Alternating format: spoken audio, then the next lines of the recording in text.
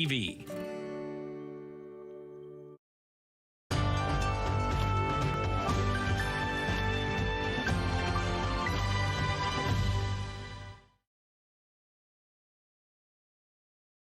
So good morning, everyone, and thank you for joining us today. I appreciate everyone taking the time to take part in this. Welcome to the Greater Kitchener-Waterloo Chamber of Commerce Candidate Forum for the riding of Kitchener Centre. The format for the event will be 1-minute introductory remarks from each candidate, followed by questions in priority areas identified by the Greater Kitchener-Waterloo Chamber of Commerce through their advisory committees and responses from the membership at large. The questions will be asked in rotation, and I, the moderator, reserve the right to terminate answers where appropriate. At the conclusion of the debate, each candidate will be allowed 1 minute for closing remarks, which will proceed in reverse order from opening remarks. We'll now commence the 60-second opening remarks. The candidate order, as determined alphabetically by the surname, is Mary Hennon Thorne from the Conservative Party of Canada. I don't see her in attendance today, so we'll move on to the next. So that would be Mike Morris from the Green Party Canada. Thanks, James. Hello, I'm Mike Morris. I came to our community to study at Laurier almost 20 years ago, and I stayed to start Sustainable Waterloo Region in the years that followed. Dating back to the 2019 election, I've spent almost 3 years now listening to the priorities of our neighbors, of those on the front lines, and local experts, hearing about the need for us to be addressing the unaffordability of housing, whether we're thinking about those who are unsheltered, young people who are looking to get into the housing market for the first time, or seniors on fixed incomes. The need for truly universal healthcare, whether it relates to our eyes or our teeth, the need for mental health supports and meaningful reforms to long-term care, and the need to follow the science on climate change, ensuring we've got a good climate future for our kids. Having come in second last time, I know we're now positioned to win, ready to put our community ahead of any political party. Looking forward to this conversation. Thank you again. Thank you, Mike. And we'll move on to Bizan Zubi from the NDP. Hi, my name is Bizan Zubi. I'm the NDP candidate in Kitchener Centre, and it is really great to be here in this forum to let you find out more about me. I live in downtown Kitchener with my rescue dog, Luna. I am a social responsibility consultant. I work with local nonprofits, and I help them and their leadership work on plans to become more responsible to the community, to the global infrastructure that we are working within, and also through sustainability measures. I moved to KW from Ottawa to start work at CG, which is the Centre for International Governance Innovation. I then went on to work at Communitech, where I was the Community Relations Manager. That's where I was responsible for over $100,000 in community sponsorships that went from the tech community into the nonprofit sector here locally. I also was, lead on different initiatives to get tech workers more involved in philanthropy, in volunteerism, and local partnerships through programs like Pitch In, which was our volunteer pitch competition, as well as the Tech for Good initiative that premiered at the True North Conference in 2018. In 2018, I also ran for regional council after only living here for 2.5 years. And despite at the local level running against two 20-year incumbents, I earned over 5,000 votes my very first time running an independent campaign.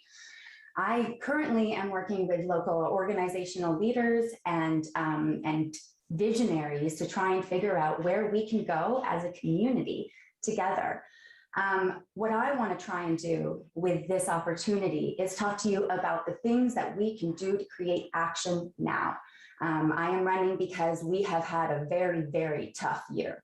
2 years even. Since 2019, so much has changed for me, and I'm sure it's changed for you. I was rent evicted from my home of 5 years just this January, and a couple weeks ago I saw it listed for twice the rent that I was paying. The housing crisis needs people who have lived it and experienced it, advocating against it.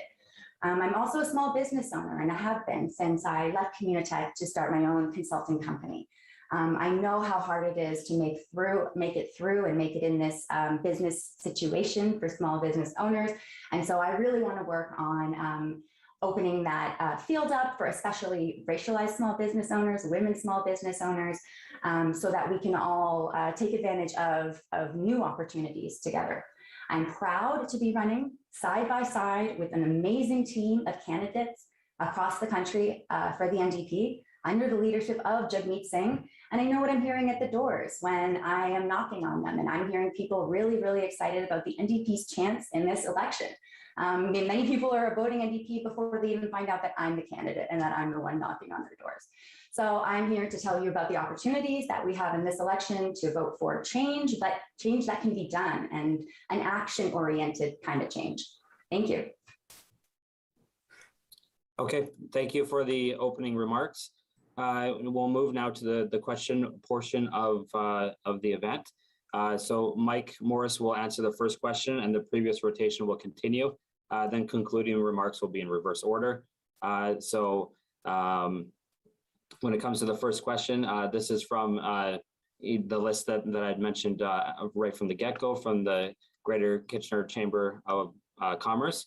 So what is the priority local issue for the residents of the riding where you are seeking election in September of 2021? Mike? Sure, James, thanks. Yeah, I would say what I'm hearing and so much of this I heard in 2019, whether it was around the concerns around housing, those that are renting or those that are looking to buy a home for the first time, whether it's around, the concerns around long-term care, the concerns around climate. And then in the time since, it's only gotten worse at a time when, rents and house prices up, 35% in the last year alone, when income has been stagnant. And so we need to be doing so much more on each of these. And when it comes to housing, we need to be ensuring that homes are for people first and not just commodities that investors trade. And if we were to do that, we'd be looking at a whole suite of options across the federal, municipal, and provincial governments, and really working across party lines to get it done. A host of ideas, whether we look at things like a vacancy tax, if someone is buying a home just to speculate on it and take that house out of the market and leaving it empty, well, let's maybe incentivize them to put that home back on the market. Co-op housing. I lived in a housing co-op myself for many years, and it is dignified, affordable, quality housing. Our federal government stopped investing in it back in the 80s. And now decades later, we wonder why there's not enough good quality, affordable housing stock. And so, James, certainly housing is I would say, the highest priority across our community. It is key as a social determinant of health. It's the largest budget item for most across our community. And then also we've got so many folks, waiting with a parent waiting. And I spoke with a woman just a few days ago. Her mom's been waiting for 3 months in hospital for a long-term care bed. That is completely unacceptable. And I'd heard so many stories about long-term care, like I said, years ago. Well, it's only gotten worse. And again, there's so much our federal government could be doing to put standards in the Canada Health Act, for example, to eliminate the wait lists, to look at actually increasing the pay for PSWs so that we ensure that those in long-term care are getting, 4 hours of care a day and not the 4 minutes I'm hearing from some folks. And we can pay for these things. Recently, a Green MP put forward a motion to look at, adding these kinds of reforms to long-term care. And it wasn't cheap. It was a $13.7 billion investment. But we also know that our current government is subsidizing fossil fuels at $18 billion a year. So my sense is we can find the money to prioritize the things we really do care about. And then, of course, in addition, at a time when our emissions are rising the fastest in the G7, at a time when we continue to be looking at building and scaling out additional pipelines over old growth forest, folks right across our community are unified in calling out for climate action that matches the science. And, having been one of those folks that was part of writing our community's first climate plan, 15 years ago, recognizing that we need more leadership from the federal government to follow the science on climate change. And as we do that, creating good jobs at the same time when it comes to retrofitting buildings and improving the grid and all of the rest. So those are some of them. Of course, the opioid epidemic is another, as we have, 380 preventable deaths in our community. I'll be brief here, knowing there's time for other questions, and I'll pass it back to you. Thank you, Mike. Bisan, it's the same question. What's the priority local issue for residents of the riding where you're seeking election in September of 2021? Yeah, definitely. So when we've been knocking on doors, housing has been the number one concern, but the way housing has been impacting people has been really, really different, right? So if you're talking to people who are living on disability or OAS, they're barely making enough in their payments to pay for rent when these are supposed to be sustaining, a quality of life that a world that isn't built for them to be able to be fully active in. That's what those payments are supposed to be, compensating. So housing and the way housing is kind of manifesting in people's lives has been really, really different. I also know that when it comes to rent evictions, my personal experience with one taught me that not only is the process really opaque, it's really hard to kind of navigate. And even with my privileges and even with the access that I had to, support, I still found it extremely traumatic. And so rent evictions are happening all the time in our region. We have a displacement problem that has been cataloged by the Social Development Center and other local nonprofits of people being pushed out of being able to afford homes in our area. I know I've spoken to many of my friends, all of us young professionals in our early 30s, trying to figure out if we can even afford to build our roots in Kitchener because of the way housing prices have just skyrocketed in the last year. If you can look at our housing prices and see that we have gone up by $200,000 a year in the average house of the average price of a house in our riding, you can't see that and not call that a crisis. You can't see that and not realize that those have serious implications on our economy, on our future, on our children's future, on our ability as a region to attract talent and to maintain them and retain them here. We have been, I'm speaking from, having worked in the tech sector, we have been touting the affordability of this region as one of the main draws for, getting that talent to come from all over the world, be it from Silicon Valley, be it from India. We have been telling people, come here and you can afford to have a life for your family. You will get a great salary and it's so affordable to live here. If that's not the case anymore, we have lost potentially a large skills pool that we have been relying on. So we need to look at housing as the deep kind of problem it is, and not just about, people who need affordable housing. We all require housing in order for our society to work, because housing is a human right. Having a roof over your head is a human right, and we need to be defending that here. I have the exciting news that the NDP has a plan and the ability to address these challenges.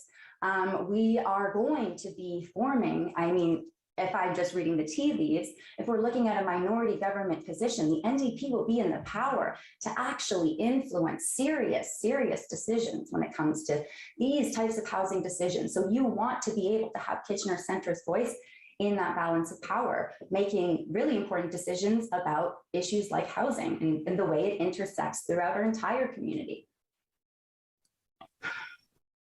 Okay, thank you. If there's no other, discussion points here, then we can move on to the next question. So for question number 2, do you support in principle the implementation of a proof of vaccination program for non-essential businesses? And Bisan, we'll start with you first with that one. I think that businesses have the right to keep their employees safe and ensure what they are, their kind of safety, their responsibilities are being met.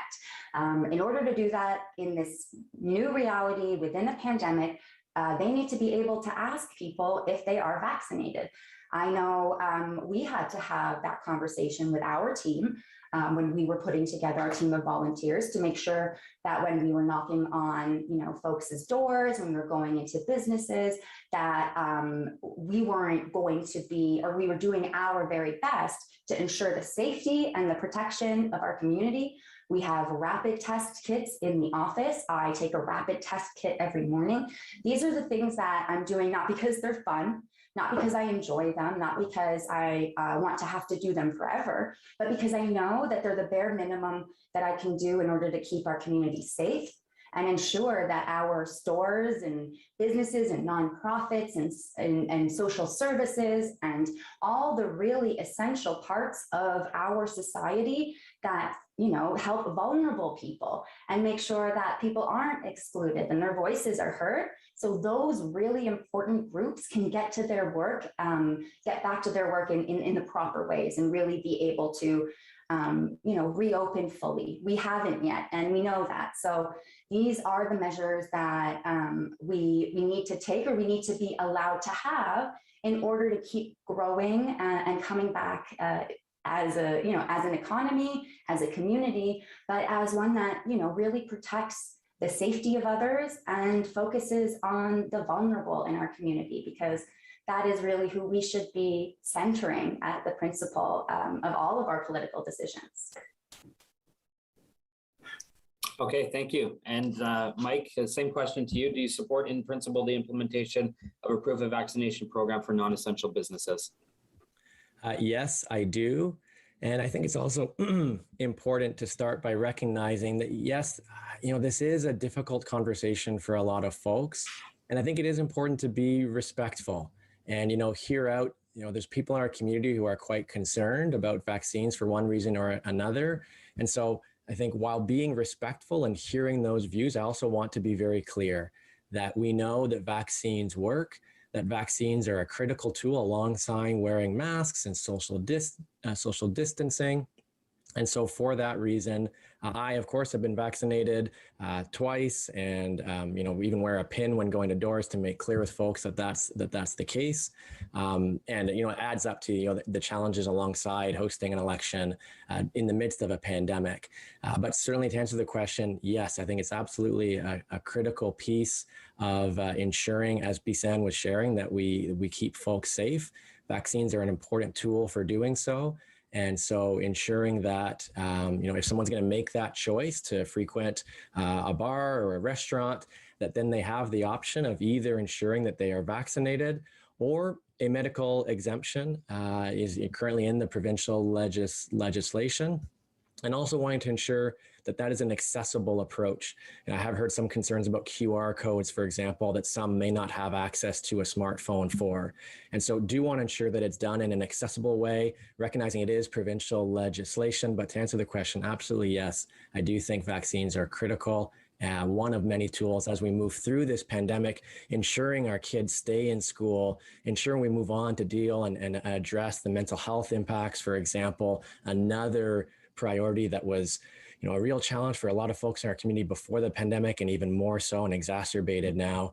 Yeah, absolutely. Okay, thank you. What is your plan to continue support to small business during the remainder of the pandemic and beyond? And would you support higher business taxes? And Mike, we'll start with you on that question. Yeah, we've got to recognize what a challenging time this has been for small businesses over the past year and a half, you know, all of which are so many, most of which were following all of the pandemic rules, right? They were following public health protocols. And, you know, early on in the pandemic, some might remember that, you know, rent subsidy, for example, was only provided through a landlord. So there's many small businesses in our community who didn't have access to that rent subsidy, for example, because their landlords may not have applied, and yet they still weren't able to have the revenue that they may have had prior to the pandemic. And so we've got to recognize what a challenging time this has been for small businesses across our community. And as the MP for Kitchener Centre would want to continue, I have had a number of conversations with small business owners over the last number of months to be listening to what are their priorities specifically, what kind of support, what kind of advocacy do they need? And that's, again, you know, having the chamber in our community as a very clear, strong voice to be advocating alongside small businesses is so critical. As our MP, I'd want to be listening to the chamber and listening to small businesses. You asked about the tax rate specifically, James. Absolutely no interest in raising, you know, the small business tax rate at the 9% that it's currently at. That's one of the ways we can be ensuring that we're not overburdening small businesses. Just look at the downtown, right? The number of small businesses we've lost in the downtown as a result of this pandemic, and in uptown as well. You mentioned corporate taxes there. I do want to, be honest in answering that question. Our corporate tax rate in this country is the lowest in the G7. It continues to be 6 points below the US, our largest trading partner. And at a time when in the last number of years and decades, income taxes have only gone up while corporate taxes have gone down, to the point where the revenues for our Canadian government are 3 times from personal income taxes what they are from corporate tax. And so I think the idea of, taxing large corporations, at least in alignment with our largest trading partner, is something that should be considered as we then look to be honest and pragmatic with folks about then those are the revenues that could then ensure we close the social safety net. Speaking as Bisan and I both were earlier on housing, and being honest about some of the ways we could actually work towards paying for that.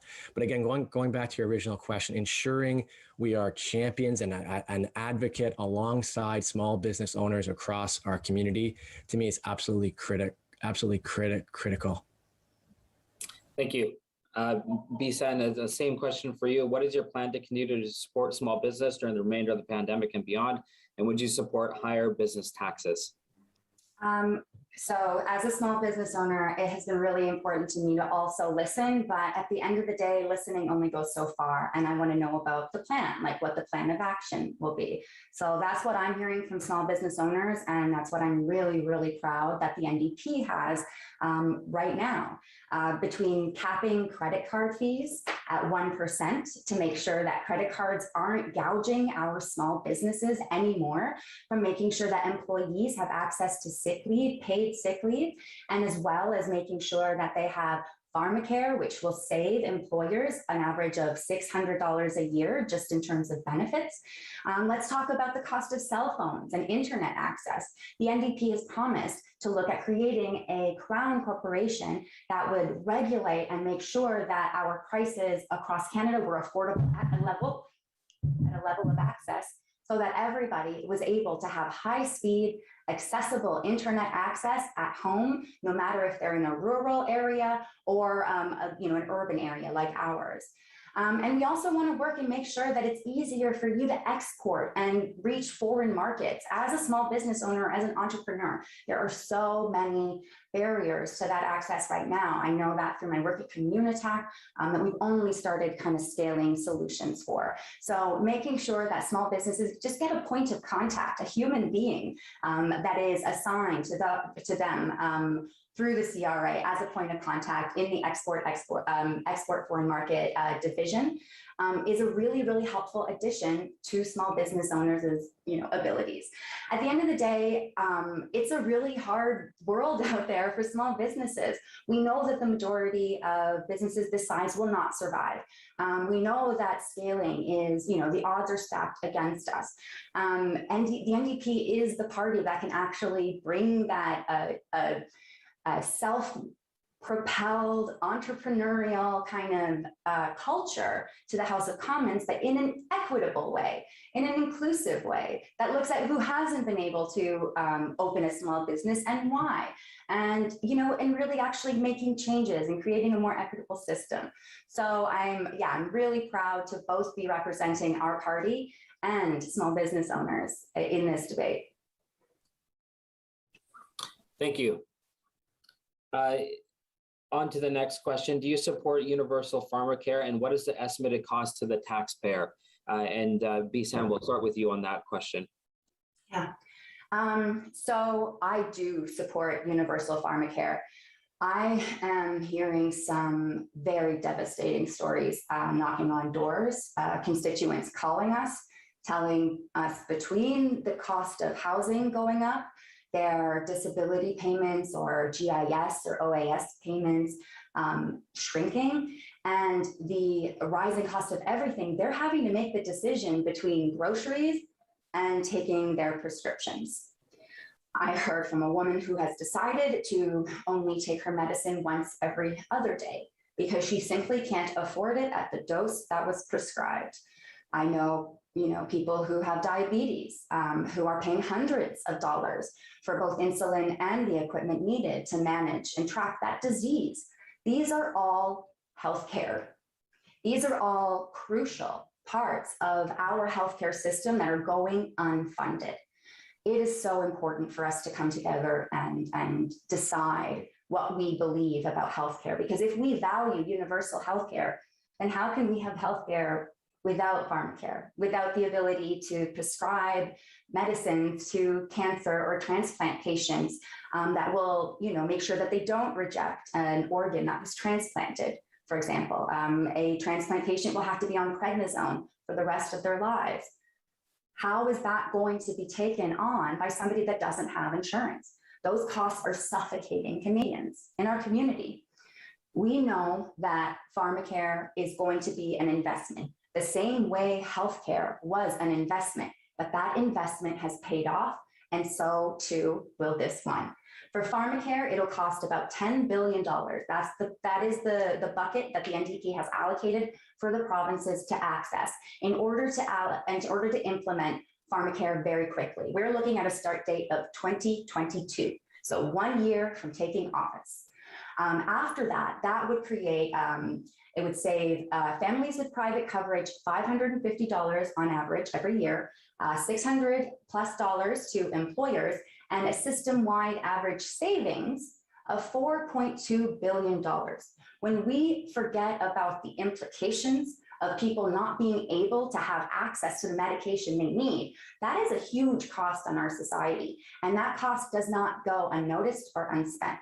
So having these preventative social safety nets, like access to prescriptions when you need them, are just an essential part of having a healthy economy and having a healthy group of people in our community. So I'm definitely in favor of pharmacare. I do believe that the investment is well worth it. Thank you. And Mike, same question for you. Do you support universal pharmacare, and what is the estimated cost to the taxpayer? Not only do I support it, James, but I've been advocating for it for years. We spoke about this in the 2019 election. I heard about it from so many of our neighbors who described, the difficult decisions between whether they could afford the pharmaceuticals that they need and, the cost of housing and groceries and all the rest. And so it's, to me, such an important priority because, again, we talk about universal healthcare in this country. And yes, we're proud that in some ways there is some healthcare coverage.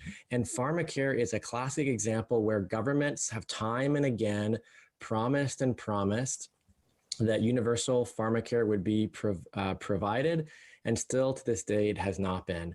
And so I said it back in 2019 many times. Our current incumbent MP had said the same thing at the time. Other parties have put legislation forward trying to move it ahead. And our government has not voted in support of doing so. It's why I've been writing in the record about this over the past number of years, having had the experience of meeting the folks in our community that need the advocacy, that need the support, that need the truly universal health care that we know that we need to be working towards, and pharmacare being a really critical part of that. And so back to your question in terms of the costing, I've seen variations from the one you just heard of $10 billion up to $32 billion is one of the more recent estimates I've also seen. But again, when it comes to budgets, we always find the funding for the things that we care about most. Budgets are really just about priorities and about, again, when buying in bulk, the savings, and that's often not talked about alongside the savings that can be had when buying in bulk. And so for all these reasons, because it's a more compassionate approach, because our neighbors have been calling out for it for years, because it can be done cost effectively, because we know we can shift the resources we need and reallocate towards the priorities of our neighbors. This is why I have been and will continue to, and as the MP for Kitchener Centre, would continue to be an advocate in Ottawa for truly universal healthcare, which pharmacare would be a part of. Mike, sorry, does your party have an estimated cost of how much national pharmacare would cost the taxpayer if you were to form government and implement that? Yeah, so the Green Party platform having come out yesterday can direct folks to there's talk of establishing the Canadian Drug Agency in 2022 in order to follow through on pharmacare. There's no cost in that platform. However, I'll go a step further. Let's be honest. Greens are not going to form government after this election. What actually will happen, more than likely, is there will be a minority government of some kind. And as the MP for Kitchener Centre, not concerned about what color the governing party might be, would want to be working with and alongside MPs from across the country to be an advocate and a voice for our community in Ottawa that recognizes that pharmacare is part of universal healthcare, and for that reason would want to again work with others to actually make it happen. Okay, thanks, Mike. And Bisan, same question to you. Do you support? Or I think we already. Yeah. Sorry. And we actually had a costed budget, so that was good. Yeah, sorry. I just on for next one now. So next question: what are your ideas for addressing the housing crisis, ownership and rentals in Waterloo region? And Mike, we'll start with you on that one. Yeah, thanks for the question, James. As I was sharing earlier, recognizing that housing is such a critical priority across our community, recognizing that it is, as I shared, a social determinant of health, recognizing that if someone is unhoused, we're not offering that person a quality and dignified way of life in our community. The affordable housing waitlist, being on the board of Kitchener Housing and on leave, of course, now, but recognizing that the addition of rent to geared income housing is not in our community right now. The waitlist for the average wait time for a one-bedroom apartment is up to 8 years. Can you imagine what it would feel like and what kind of life to live while you're on that wait list for that amount of time? Over 300 people, 365 was the most recent estimate. And of course, that's even just an estimate, not knowing those that might not be part of that estimate, of those that are unsheltered in our community, those that are renting and holding on because they know this is the only place. If they were to move, their rent would go up upwards of 50%. Again, seniors on fixed incomes, as they're seeing their rents rise and thinking, where else can I turn when at a time when OAS and GIS are just not sufficient. And so these are the reasons why I would be an advocate for our community on housing. And I think to your question, it's important to move past the rhetoric and into specific policies. And so I can offer a few, having spoken to local housing experts over the last year. I've offered, a number of ideas, whether it comes to, as I shared earlier, vacancy tax being one option, looking at the blind bidding process and, recognizing that every time a home sells on any street in our community, that the blind bidding process only further sets a higher and higher benchmark than for every other home on that street. Looking at deep investments, we need federal investments in public and subsidized and co-op housing to ensure that then, municipalities like the City of Kitchener can then look at using surplus land for building the number of units that we know we need to add to the supply of housing. Looking at advocating alongside provincial counterparts to expand the opportunities for municipalities to use inclusionary zoning, for example, to require developers to have a minimum number of affordable units, across the city. Right now, inclusionary zoning is limited to within 800 meters of a rapid transit station. And so, there's some ways that our municipalities' hands are tied to some extent. And so would want to be working across all levels of government and across all parties to be moving forward. And I'm not ideological either. If other folks have other ideas that would allow us to ensure that rather than simply commodifying housing, that we shift towards a market that is designed where homes should be for people. These are a few of the options and would certainly be open to other ideas to continue to move forward to ensure that we have a market that is under control again, where our federal government has really abdicated their responsibility over the last number of years. Those that are in core housing need have only increased, co-op housing being one example of a solution that we know works and that we ought to have, and that as our MP, I'd be advocating for in Ottawa to get back to investing in the kind of housing that we need. Thank you, Mike. And Bisan, same question for you. What are your ideas for addressing the housing crisis, ownership and rentals in Waterloo region?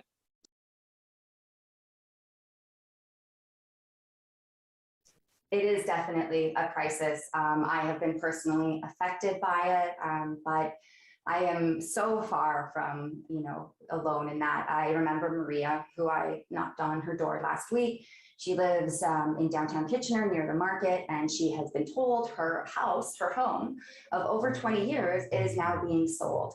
Maria does not speak English. She speaks Portuguese. That is her main language, but she was able to, communicate this story to me that she is waiting on family reunification. She is not sure what would happen if she lost her primary address, and she's not sure where she would be able to go. These are long-term residents of our community that are being just totally traumatized by the fact that we have lost sight of housing as a human right, and we've let the market and profit really dictate our access to, having a roof over our heads.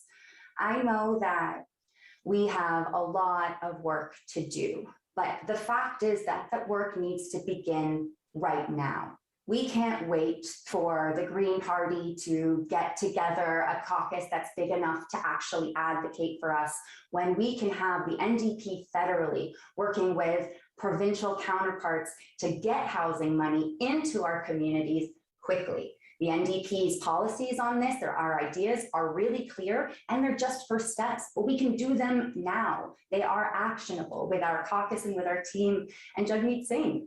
We're talking about rent relief for renters. You know that the average cost of rent keeps going up, but I don't think many people have had their paychecks go up in similar ways. The NDP has promised up to $5,000 in tax credits to people who over 30% of their salary or their income is going towards rental costs. I even think that's too high. I want to try and work within the party when I'm elected to get that to be a lower rate, because 30% of all of your income going towards housing is a huge, huge chunk of people's budgets. And we know that it's much over 30% in this community. It goes to 35, 40, even 50% of people's income is being spent on rent.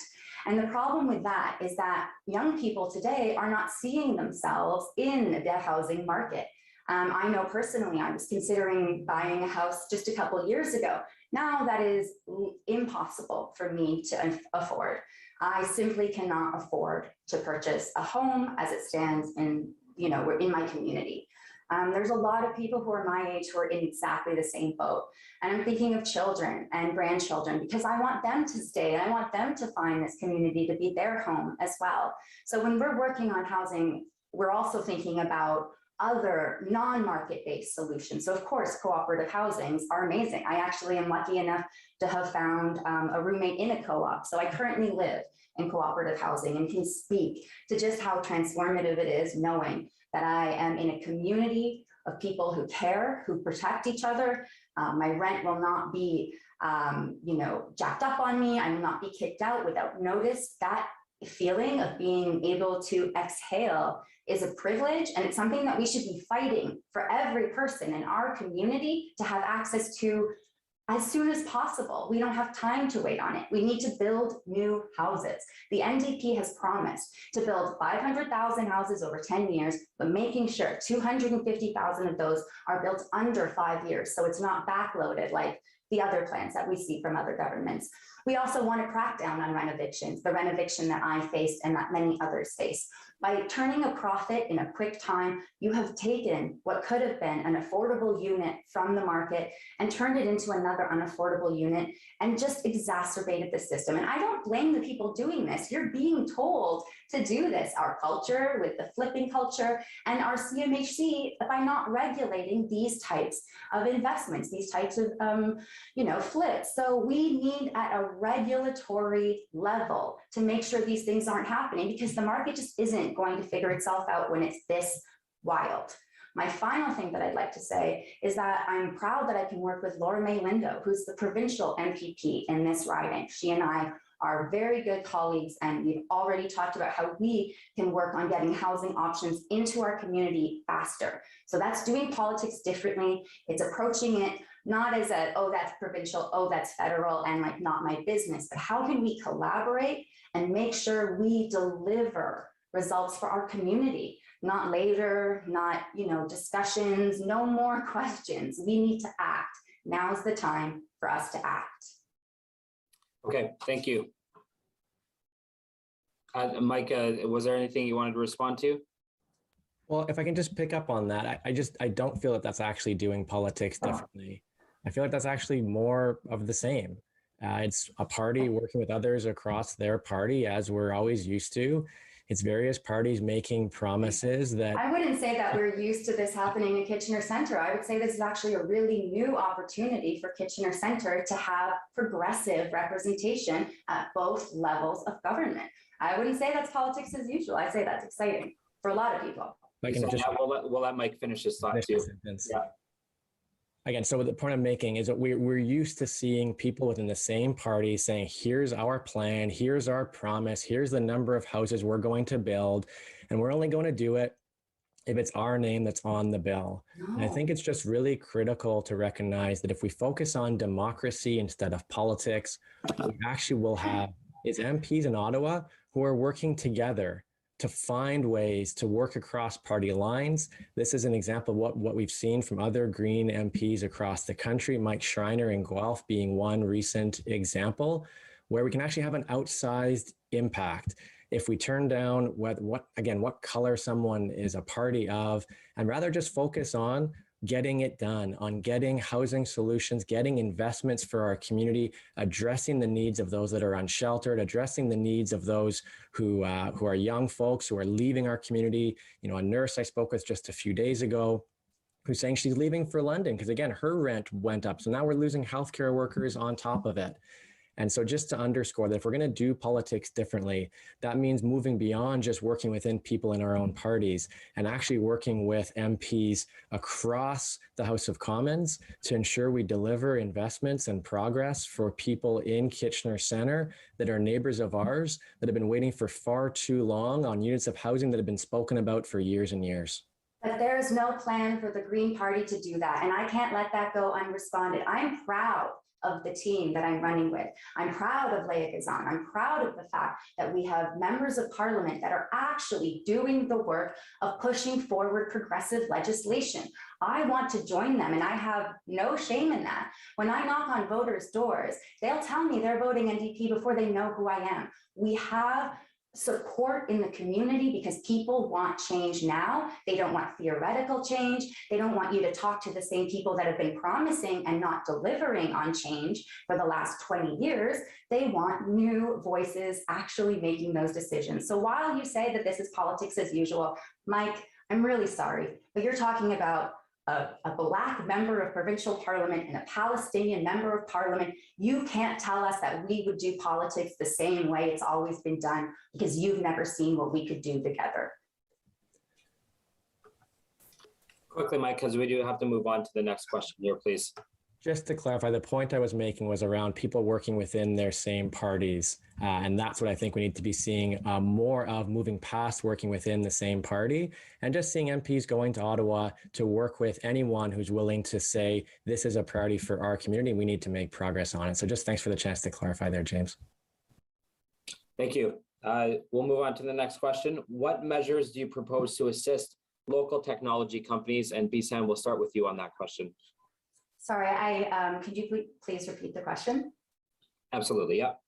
What measures do you propose to assist local technology companies? Oh, great. Yeah, so I used to be the community relations manager at Communitech, and I know very well the challenges that local tech startups are facing when it comes to scaling, developing new tech, creating partnerships, trying to commercialize, trying to take their product overseas. And so we know that there are a lot of barriers just built within the system just by, hearing from you. I think one of the things that I kind of want to talk about is just how entrepreneurial this community is and just how effective having a community-centered hub like Communitech was for, creating a really, really vibrant tech ecosystem here. What that turned into is a lot of different accelerator hubs all across the country following similar models, bringing in people who wanted to become entrepreneurs but didn't have skills or the tools or the networks or the connections, and giving them those and helping them commercialize and productize and get on market. So we've seen that model, and that model has scaled.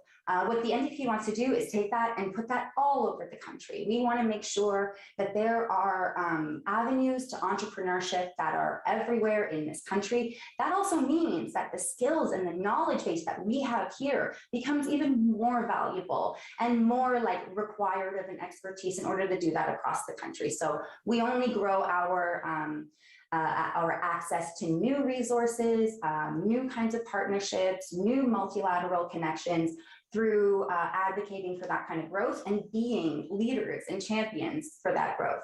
When I worked at Communitech, we also talked about tech for good, how tech can be a force for positive change in the world.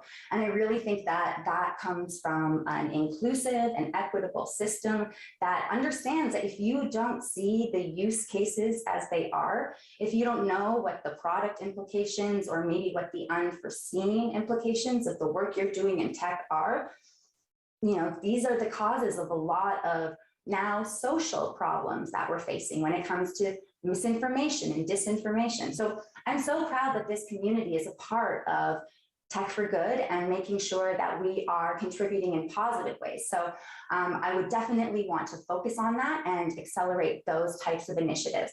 The third thing I mentioned earlier in the small business portion of my answers, but we know how hard it is to get your product overseas. So just making sure even that you have a dedicated point of contact that can walk you through all of those ropes.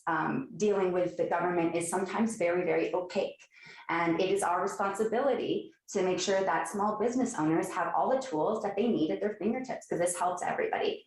I'm also coming from a situation as a small business owner where I recognize that there's going to be a lot more of us going forward. I look at a lot of my millennial and Gen Z friends, and we are all on the side hustle.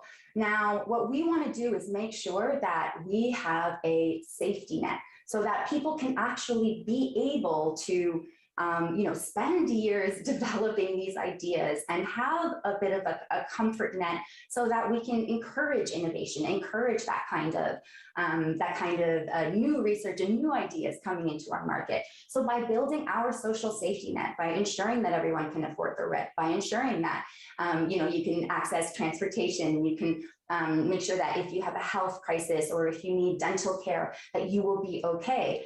The stress off of you to actually just focus on the problem you're trying to solve is so much bigger. The final thing, though, that we really need to make sure is that we are encouraging the best talent in the world to both be developed here as well as brought over here, and we need to retain them.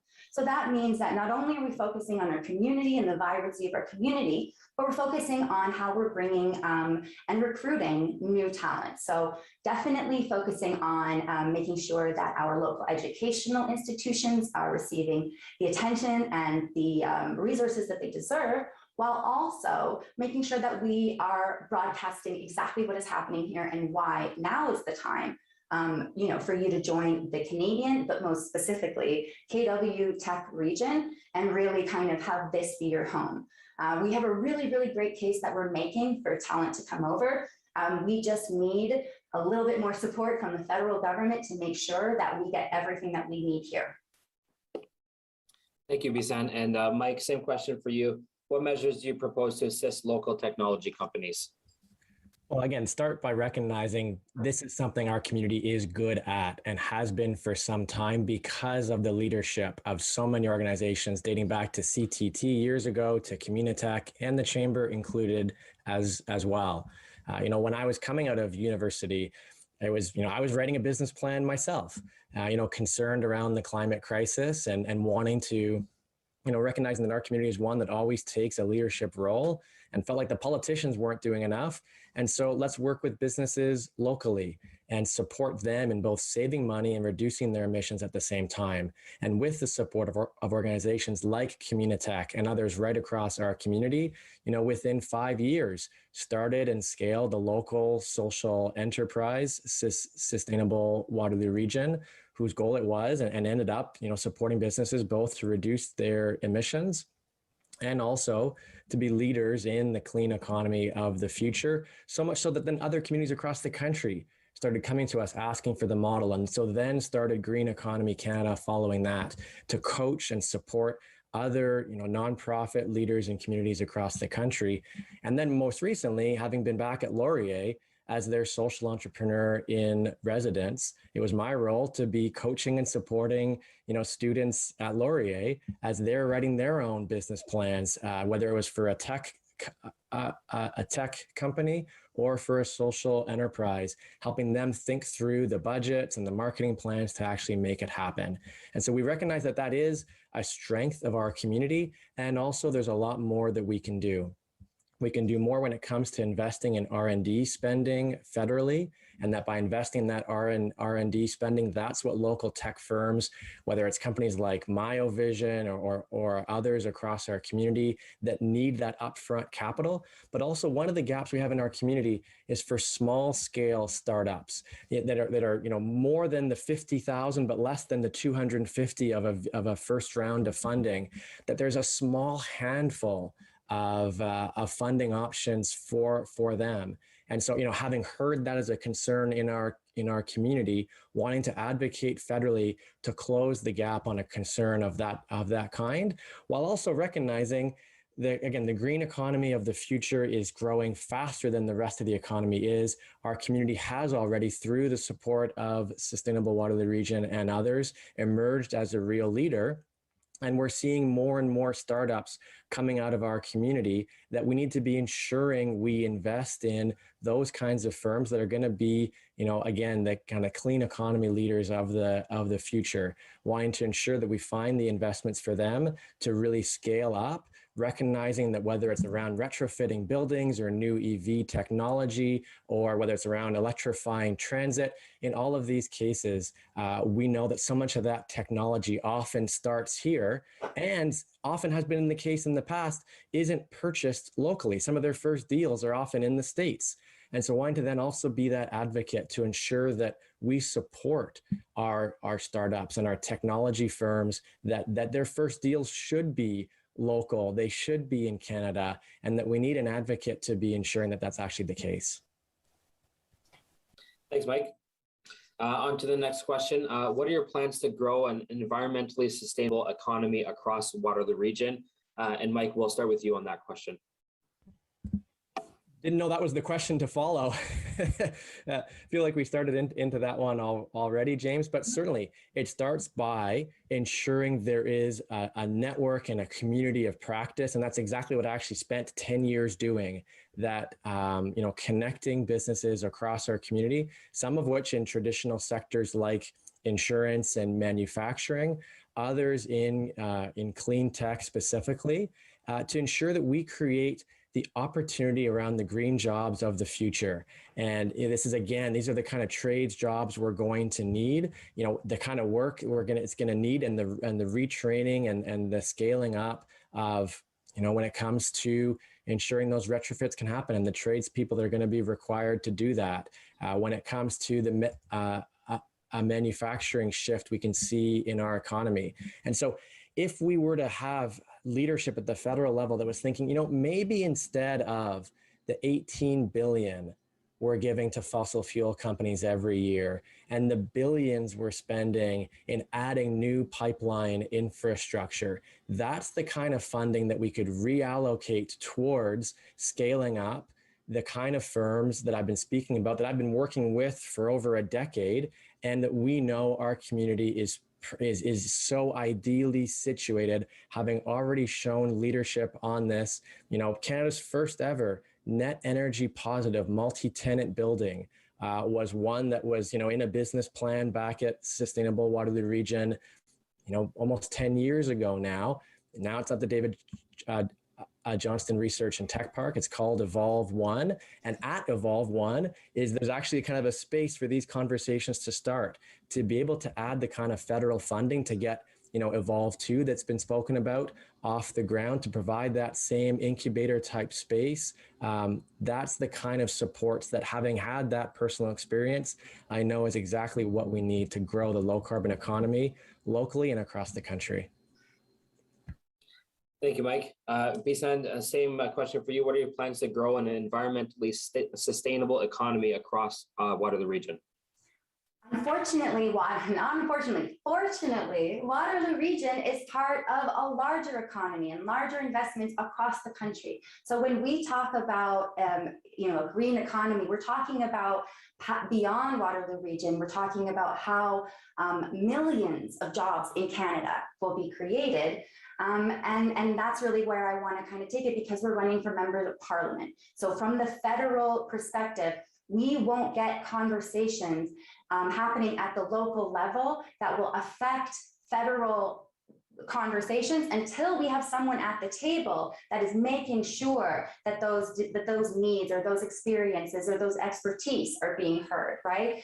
And I guess I struggle to find the path other than this, because I'm talking to so many young people and they are desperate. They are desperate for hope, for a future. They don't see even themselves or the world existing long enough. There's anxiety and serious grief in youth because of the state of our climate. I feel urgency to act on their behalf. And I think that we have a solution in the NDP that's not only a great solution, but that we can get done. We can actually act on these things. And it's not complicated. It's called, as 3 words, called the Green New Deal. And it is creating green jobs all over the country, jobs that are tied to stopping climate change, to renewable and clean energy, to decarbonization. Those are the jobs, those are the working positions that we need to be investing in as a community, as a country. So we need federal leadership investing in green infrastructure, green projects, and the jobs and the impact that will have on our community will be immeasurable. But it has to come from that federal level. There has to be buy-in at the federal level, because that is where these decisions are made. So I will take what I'm hearing from everybody here in Waterloo region that is so concerned about our changing climate, about our emissions. And I won't, try and work with the people who bought us a pipeline. I will try and push and fight them to make sure that we are focusing on this existential issue. We have to actually act now. There has been a lot of talking, the clock is ticking. And so we need to look at what are the tools that we have right in front of us, and tying, our shift from fossil fuels, ending fossil fuel subsidies, and moving into an actually clean and decarbonized economy for Canada is also the solution for Waterloo region, because we are actually looking at global solutions, and they have to be global solutions in order for them to work. Thank you. What is the priority infrastructure project for Waterloo region? And Bisan, we'll start with you on that answer. Definitely. I mean, for me, it's housing. Housing is the most crucial and most, urgently needed infrastructure in this riding. We could be looking at all the different ways that housing could be appearing, not just necessarily affordable TAP builds, but if we're looking at transitional, shelter, cooperative, different types of investment within the community to create long-standing affordable units, permanent affordable units that will actually also create jobs for those who are building them. We also need to be talking about, well, now that Greyhound has stopped and Metrolink and the two-way all-day go is still up in the air, we need to be talking about transit and clean transit and how we're investing in a more like a carbon neutral future. By the year 2030, we want to go on zero emission vehicles doing public transportation in Canada. That is the NDP's plan. We are also looking at figuring out how we will go from just the infrastructure of like housing and roads, and look at how green infrastructure can be built here in our region. So where are we investing in green technology developments, whether it is producing more solar energy, wind energy, but really looking at transitioning into a cleaner economy through creating these jobs for people to actually contribute in that way. The thing about tying our infrastructure and making sure that our infrastructure is leading to quality employment is, to me, the most important part. We need to make sure that when we are creating these kinds of investments from the government, that we're not losing the opportunity of also tying them to well-paying jobs that will actually get workers, back in the economy, and really make sure that we have rebounded and that we are investing properly as we go forward from this pandemic. Thank you. Mike, same question. What is the priority infrastructure project for Waterloo region? So as you've heard, folks, I wouldn't be surprised to hear me talk about housing. And so I feel like I've spoken about that enough. So I'll answer your question, James, specifically. It's transit, it's transportation. We need to ensure that we build the transportation infrastructure that allows for someone who might be considering buying a single occupancy vehicle, just buying a regular car and saying, you know what, it's actually cheaper and it's more convenient for me to hop on a rapid bus line to LRT, to then to a high-speed rail link, whether it's to Guelph, to Toronto. These are the kinds of investments that specifically, having, I'm sure many of us have done the 3-hour trip, whether it was on the Greyhound before or on Go Now, stopping through Square One. It's just an unacceptable. And again, the Chamber's been fantastic alongside Communitech. The whole Connect the Corridor campaign has been so pivotal to be advocating. And the fact is, though, that we're running out of time.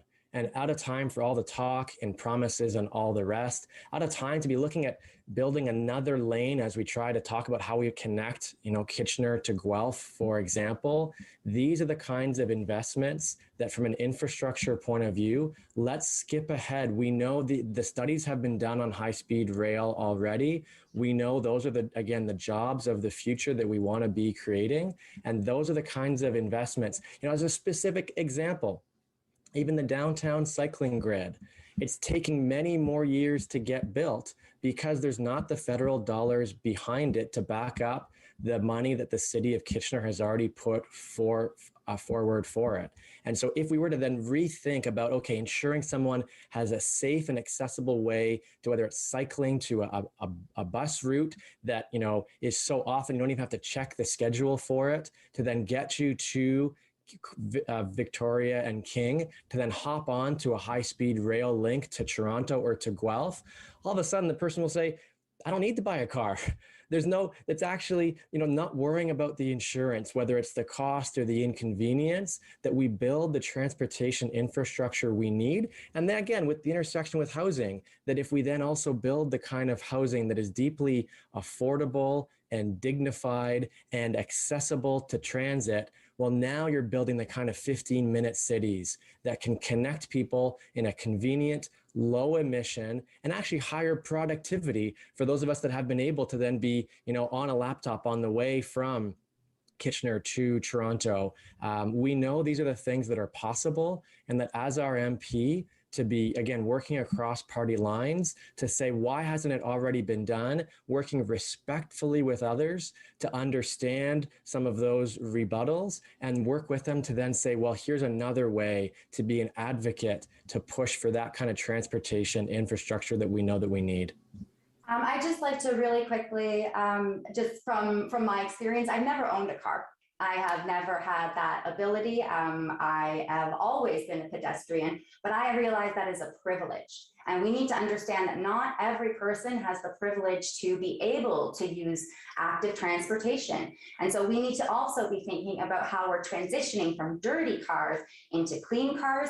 The NDP has a plan to rebate up to $15,000 of a made in Canada e-vehicle, zero emission vehicle when purchased. So we actually can recognize that as much as I want to be, very much living the lifestyle of a no car lifestyle, that's just not an opportunity for everyone.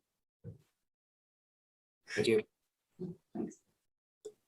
We'll move on to the next question. So how can Waterloo Region assist on reconciliation with Canada's Indigenous people? And Mike, we'll begin with you on that question. We must start by recognizing the need to listen to Indigenous community members and leaders. They've been sharing the path forward, dating back to the Royal Commission back in 1996. Whether we look at the Truth and Reconciliation Commission, where the TRC made clear the 94 calls to action, of which we've only done 13. Missing the 4 related to missing and unmarked children and graves. This is the reality of not having had leadership that's been listening to Indigenous leaders and following through. When it comes to the boil water advisories, this is just completely unacceptable that people in this country don't have access to clean drinking water.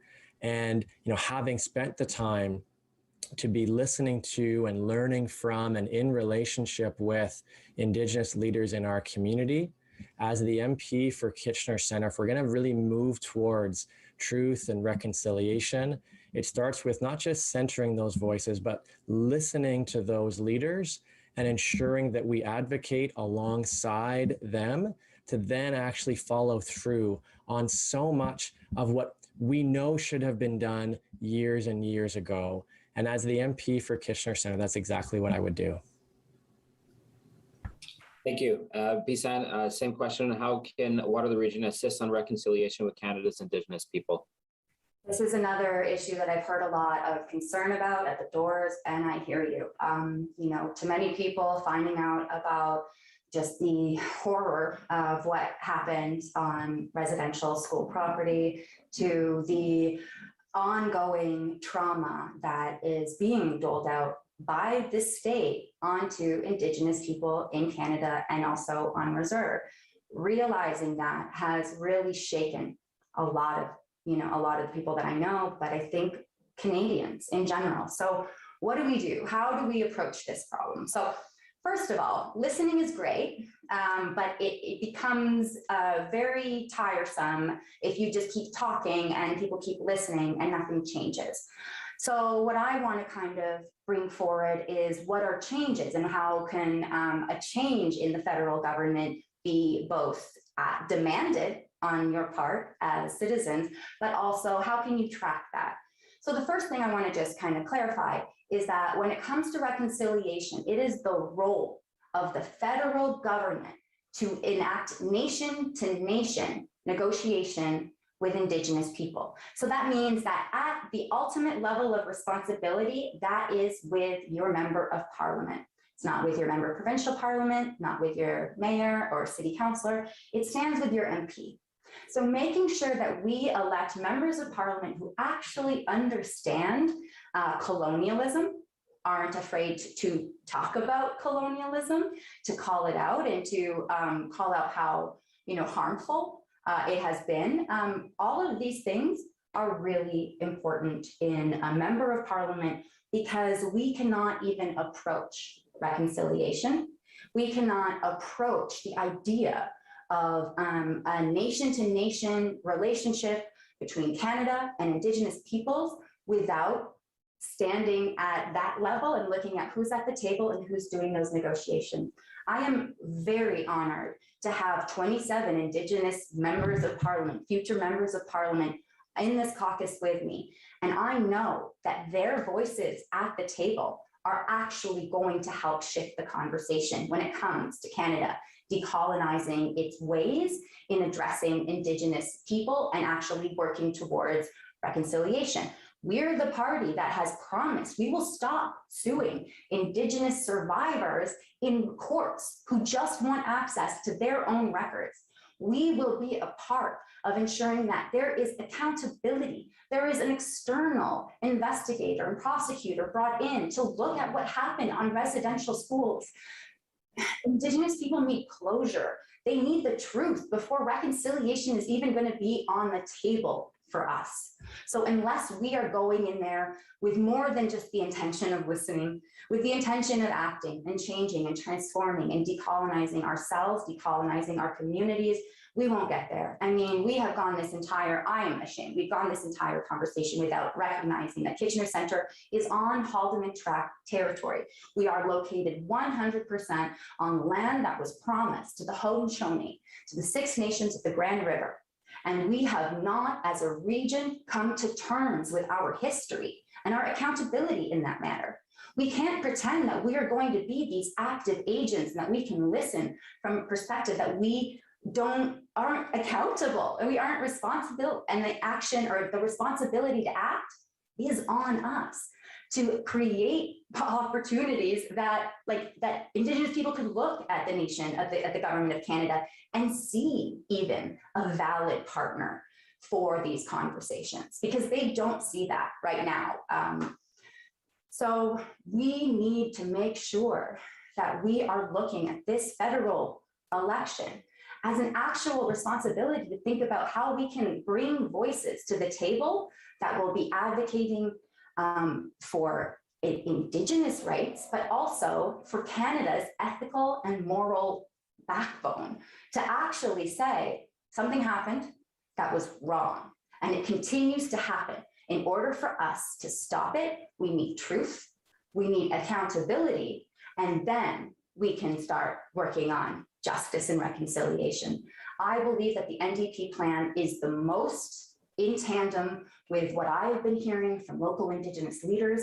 I know that with the leadership and with the guidance of Indigenous leaders like Leah Gazan and Romeo Saganash, who I worked with when I was 25, 26 years old, with our implementation of UNDRIP, with our ability to actually run Indigenous people across Canada who live in Canada to have a voice at the table. Those are the things, those are the actual measures of where we're moving along the scale when it comes to a more just and peaceful and equal relationship with Indigenous peoples in Canada. Okay, thanks, Bizan. We are running short on time, so we will have to move on to closing remarks. So these closing remarks will begin in the reverse order from when we started. So Bizan, we'll start with you on the closing remarks here. I would just like to thank everybody for, taking the time to listen. I know that this election campaign isn't coming at a convenient time to most of you.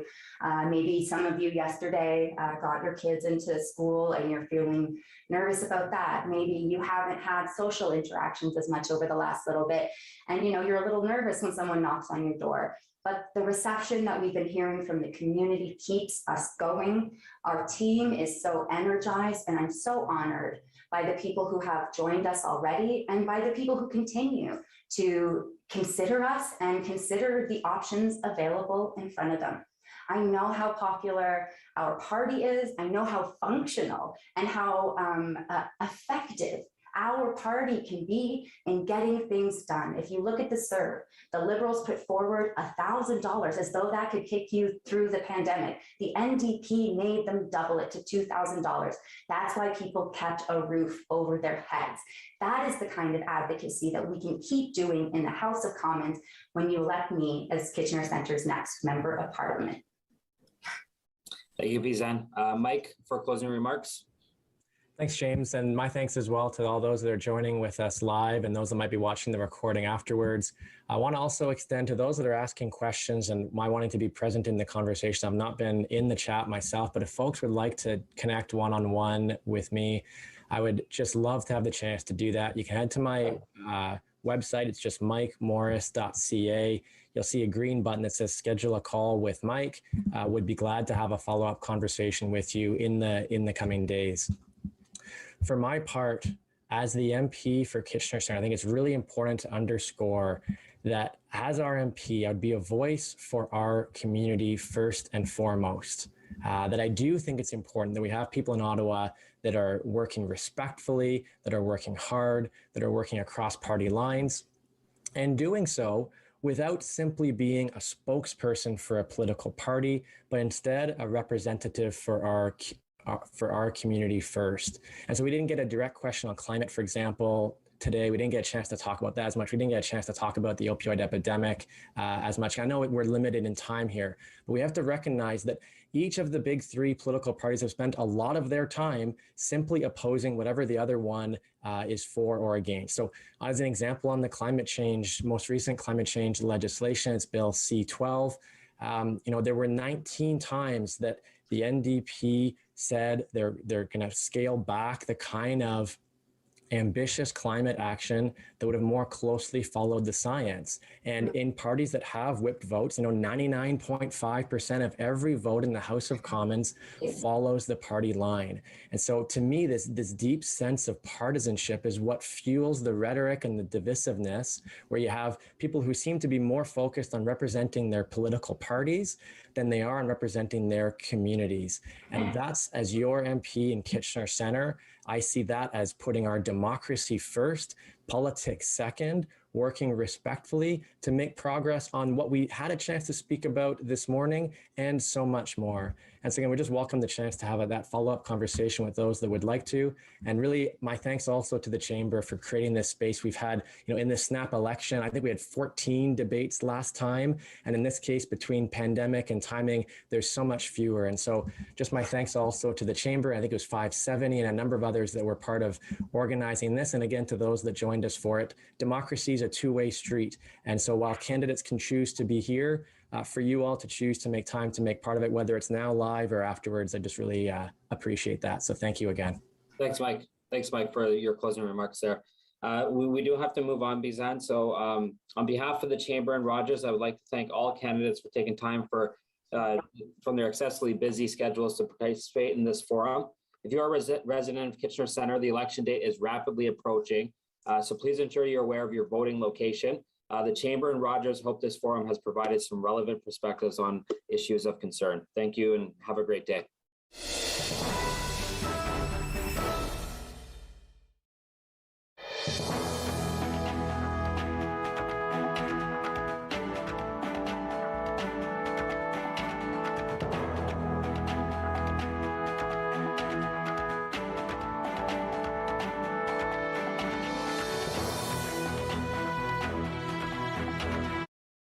Due to the length of the preceding program, we now join the regularly scheduled program already in progress.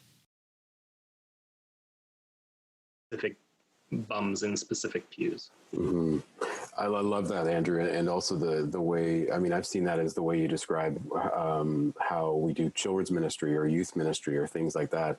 The mindset in the church for a really long time, maybe in part because people weren't as mobile or moving around as much as many people do now. And when I say moving around, even moving around within their own community, the idea of staying for 70 years in one place, just it's mind blowing for some folks. So even just being willing to have the idea that we're investing in people in the time and space that they're with us. And I love that line of, one or two interactions with your church community could be the difference between somebody, and it's even in the bigger sense, could be the difference of somebody just connecting with a organized religion or faith connection or spirituality into their future, just based on how some of those interactions go and what they saw there. And it's not necessarily about brand, it's not necessarily about denomination. It's about your, because we do, I wear this little collar guy, not like Padre Young, but I've got this little collar guy. And I'm aware how this little collar is representative to a variety of different people within the stream of Christianity. And so there's a big responsibility within that. But I love that. Thank you, Andrew. Yeah, that's great. That saying of, the importance of planting acorns for oak trees we will never sit under. That's beautiful. That's beautiful. Yeah. Yeah. That's why the Jesuits up the road from St. Andrews are building that, that 5,000 year forest or something. It's amazing, just investing time and energy into replanting for something that they will never see personally. That's a big part of, and often in this community, that's what I describe as hope. That's what hope looks like. Hope looks like something that you personally may never benefit from, but are still going to strive for and work towards and make little incremental steps along the way to make a difference in people's lives, because that's what you hope for. You hope that the world might be different. You hope the world could be transformed. So I'm aware of our time, and I want to wrap up our conversation. And awesome questions in the chat. Thank you for that as well, St. Andrews. That's great. You guys are a part of something that's really amazing and awesome. And I want to just really offer some gratitude to both Andrew for his work at the Ecumenical Campus Ministry, and for Connor for being with us today and offering a voice that I must say we don't hear perhaps as often as we need to within St. Andrews and even within the wider church community. And so thank you, Connor, for sharing so honestly of your journey, and thank you for the investment of your time and energy and effort amongst all the stuff you're doing in school to give back to the ECM and to support Andrew in his work. That's really awesome of you. So kudos to you guys. As we continue in worship today, I just want to, the last thing I'd like to share in our worship together today, before we offer a blessing as well, is just a time of prayer and what we call the prayers of the people. And certainly today, we'd like to offer some prayers for Andrew and Connor and all the folks that are connected with ECM as well. So let's gather in prayer this day. Let us pray. Loving God, we come together this day having reflected on the week past and looking forward to the week ahead. It's been a challenging time to witness all the things that are happening in our world. Sometimes the scripture says that all creation is groaning or going through birth pangs, and maybe that's what we're experiencing right now. But these are difficult and trying and painful times, so help us and surround us with your love in the midst of it all. We ask for prayers for those difficult and challenging conversations that need to happen in our globe, in word and in action, that are around systemic racism and unconscious bias and power and privilege. We ask for a sense of your healing presence in the lives of those who've been hurt and are in pain and are angry and frustrated and are afraid, for those in the Black, Indigenous, and people of color communities in Canada and in the United States and throughout the world. We ask you for help as we hear phrases like Black Lives Matter and see violence and outrage, and for some find that challenging and difficult, and we get fearful as well. We ask you to help us to see these things, that they might bring understanding and a deeper sense of a desire to listen to one another, to hear what's being said by those actions, and to be willing to be challenged by the words that are used in our own hearts and our own minds. And we ask you to be with all those members within the policing community who have stepped up to serve and protect, as it's said, but have also been painted with a similar brush throughout the world for the ways in which some have acted, who've abused their power, who've acted with violence towards others.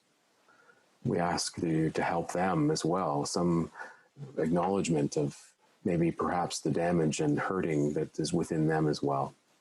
And may all the calls for change that are being lifted up at this time be heard and met with openness and a willingness to dialogue with each other and to actually tangibly change in the part of all participants, as opposed to just continuing to factionalize and divide our community and our human family.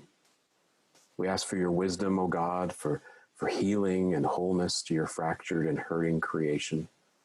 Maybe you need to call us even further to repent, to lament, and to be present in the ways forward, for we can't do any of this without you. Be with us, O God, and continue to guide us through this pandemic that we're going through across the globe, and bring your love and healing and compassion.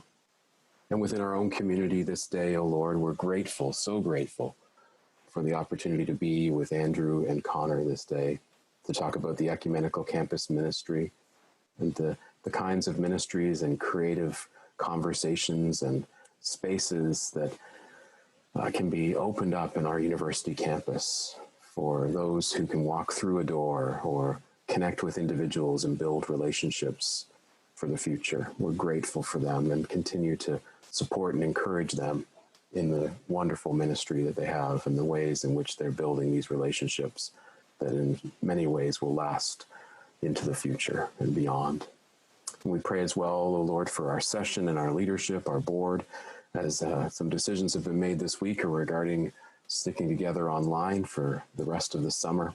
We ask you to continue to give them guidance as we look forward to planning and preparing for what in-person worship might look like in September. And be with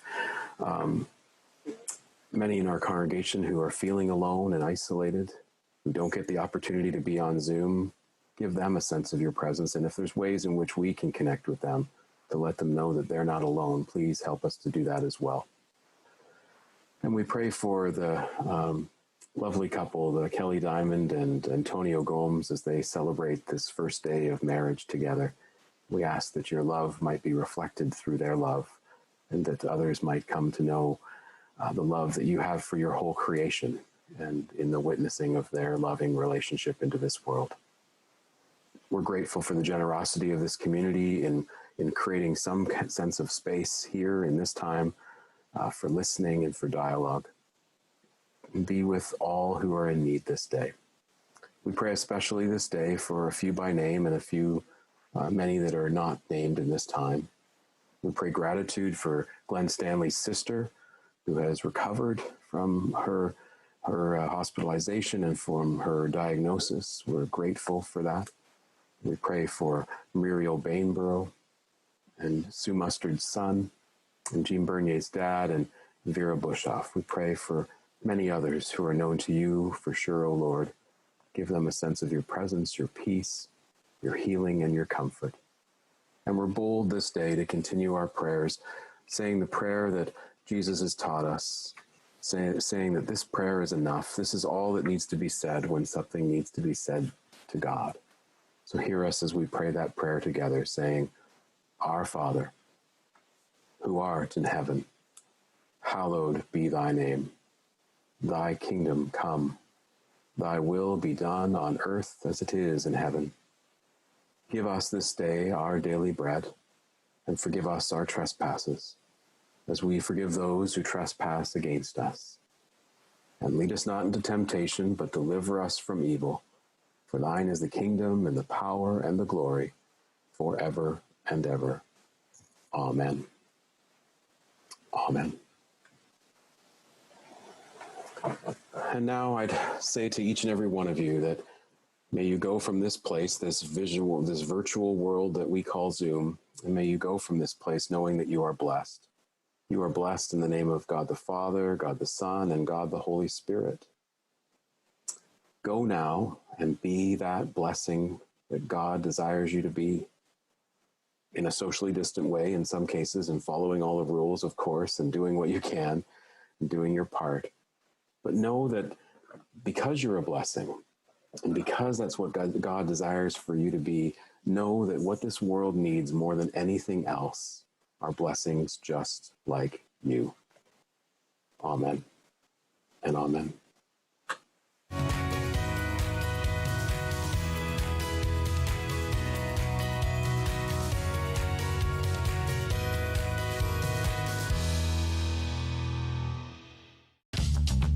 This program is brought to you by Ignite TV. Now you're in command. Visit Rogers.com for more details.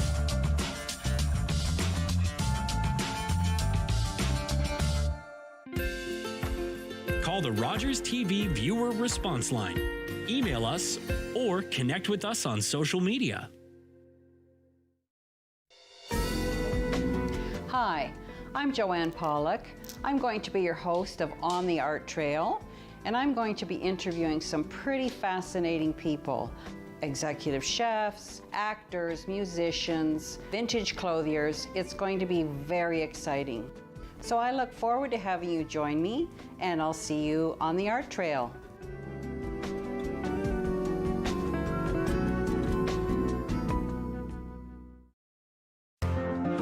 This federal election, Canadians want to know what's next for Canada. For Rogers TV, the focus is on local candidates addressing local issues.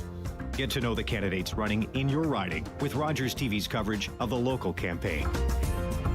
And on election night, find out what's next with Election 21, the local results.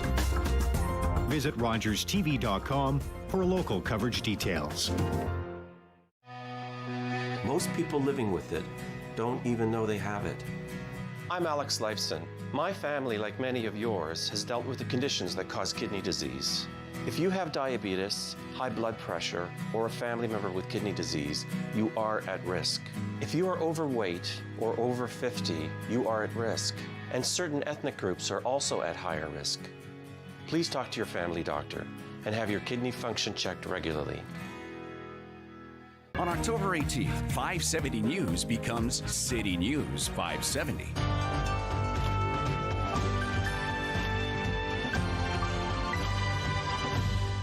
Hello and welcome to Rogers TV's COVID-19 Local Update. I'm Anandi Carol Woolery. Earlier this week, the province announced a proof of vaccination certificate program requiring anyone wanting to attend many private businesses to show their vaccination status. Here is the moment Premier Doug Ford made the announcement. We can't wait any longer. We must take immediate action, and we will. Because we need to protect our hospitals. We need to avoid lockdowns at all costs. We want our